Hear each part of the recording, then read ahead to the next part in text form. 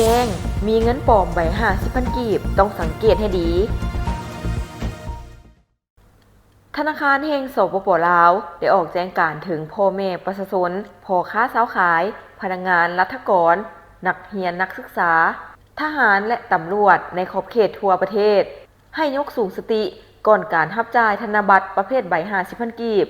เนื่องจากในปัจจุบันได้มีกลุ่มคนบ่ดีสร้างความปั่นป่วนและความบ่สงบในสังคมด้วยการปลอมแปลงและนำเอาพันธบัตรสกุลเงินกีบประเภทใบ50,000 กีบรุ่นปี 2004 ออกมาใช้จ่ายในสังคมโดยเฉพาะอยู่นครหลวงเวียงจันทน์ซึ่งทางเจ้าหน้าที่ได้กวดพบเห็นตามเลขลำดับ BE 0814372 BG 1506988 BH 8482 734และ BI 2068330 0583 754รูปแบบการปลอมแปลงแม่นได้นำใช้เครื่องจักรพิมพ์ขึ้นมาเฉพาะมีรูปแบบสีสันลวดลายคล้ายคือธนบัตรประเภทใบ50,000 กีบรุ่นปี 2004 แท้และมีความแตกต่างจากการพบเห็นธนบัตรปลอมในระยะผ่านมาเป็นต้นการนำเอาเงินแท้ไปก๊อปปี้สีใส่เจีย A4 ธรรมดาฉะนั้นก่อนจะรับจ่ายธนบัตรสกุลเงินกีบประเภทใบ50,000 กีบรุ่นปี 2004 ทุกๆครั้งต้องเป็นเจ้าการกวดกาเบิ่งให้ละเอียดตามคุณลักษณะของวิธีการสังเกตธนบัตรแท้แม่นให้เบิ่งตามนี้ธนบัตรเงินแท้ประเภทใบ50,000 กีบรุ่นปี 2004 จะมีลักษณะดังนี้ 1. เจี้ยเงินแท้จะมีเส้นใยสังเคราะห์แสงและมันเหนียว 2. เส้นนิรภัยจะฝังอยู่ในเนื้อเจี้ยมีตัวเลขมูลค่า50,000และตัวหนังสือธนาคารแห่งสปป.ลาวอยู่ในเส้นจะเหืองแสงสามารถเบิ่งเห็นได้ทั้งสองด้านเมื่อยกซองใส่กับแสงสว่างหรือเบิ่งด้วยแก้วขยาย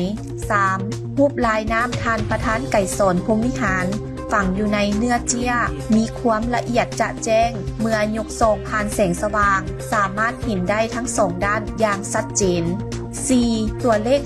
50,000จะพิมพ์นูนเทิงพื้นสีน้ำเงินหรือสีปอนเมื่อเอามือสัมผัสจะรู้สึกสะดุดมือ 5. ตัวเลขมูลค่า50,000สามารถส่องเห็นทั้งสองด้านจะคงกันทางด้านหน้าและด้านหลัง 6. ตัวเลขมูลค่า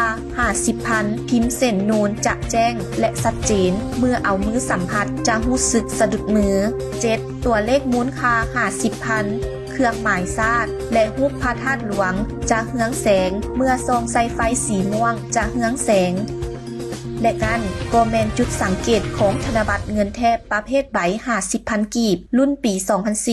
2004 สำหรับกลุ่มคนที่บ่ดีที่สร้างความปั่นป่วนโดยการนำเอาเงินปลอมออกมาใช้จ่ายในสังคมธนาคารแห่งสปป.ลาว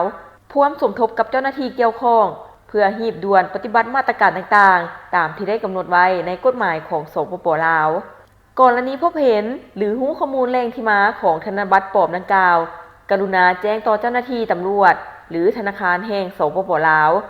หรือกรมพิมพ์จำหน่ายเบอร์โทร020 5800 7361 020 5999 9632ธนาคารแห่งสปป.ลาวประจำภาคเหนือแขวงอุดมไซ081 260 012แขวงหลวงพระบาง071 260 700แขวงเชียงขวาง061 260 030ภาคกลางแขวงสวรรณเขต041 260 305ภาคใต้แขวงจำปาสัก031 214 129และธนาคารธุรกิจในขอบเขตทั่วประเทศมีข่าวดีจะมาบอกสำหรับใครสนใจเช่าพื้นที่ขายเครื่องทุกประเภทและเช่าพื้นที่ป้ายโฆษณาอยู่ตลาดลาวสนใจสอบถามที่เบอร์020 5838 9209สถานที่ตั้งอยู่บ้านสุพังเมืองไซธานีนครหลวงเวียงจันทน์